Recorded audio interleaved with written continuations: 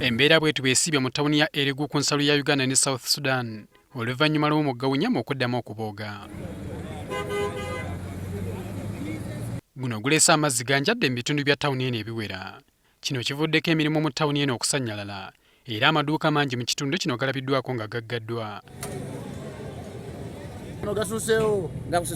Kubanga bali bagatekerawo ne boundary wali okutagenda mu parking eri era gabuuse gakoze eki gagenze erambe eyongera bwengozi nga ffe bamakanika tukoseddwa nnyo kubanga ng'emirimu tekyatambula wano ku galaji nga bwolabakaawo amazzi gasazeeko era kati just kyensaba mukama atuyambe ebintu byaffe bireme genda paka tungawo otunuulira wali ebintu nawanise. Abasuubuzi balaajanidde gavumenti ebeeko kyekola okubadduukirira. Eyamba b'embaale bokka wakiti Olulegu tetuyamba etuwa obuyambi gavumenti tusaba buyambi. Ekifo awasimba emmotoka z'ebyamaguzi nakyo kibadde kyanjaddemu amazzi.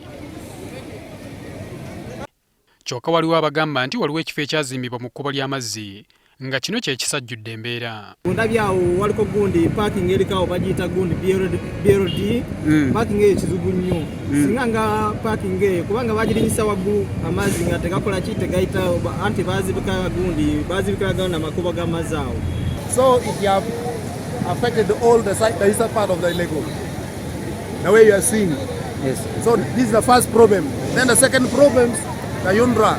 The way they're constructing the roads, they did not put in any culverts.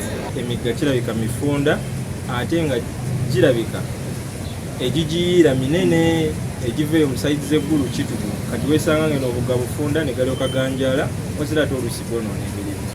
Poliisi erabiddwako ng'erabula abantu okubeera abeegendereza okulaba nga beetegula amazzi gano baleme okufiirwa obulamu. We have moved around advising all the locals to move to a safer zone. As the Town Council, Elegu Town Council, they have identified Elegu Primary School where all the victims are gathering to ensure that they are safe as government plans for them. Okusinziira ku bakulembeze mu disitulikiti eno, abantu nga kakaaga be batawanyiziddwa amataba. Many people lost their properties and many businesses could not now get open because it is submerged. We are stranded. All I can say is we are stranded with the population because they are lacking what to eat, they are lacking bedding equipments, they are lacking most of the things are in shortfall. Ttawuni ya Elegu etawanyizibwa nnyo amataba naddala buli ekkubo ey'amaanyi lw'etonnya ekivaako omugga Unyama okubooga.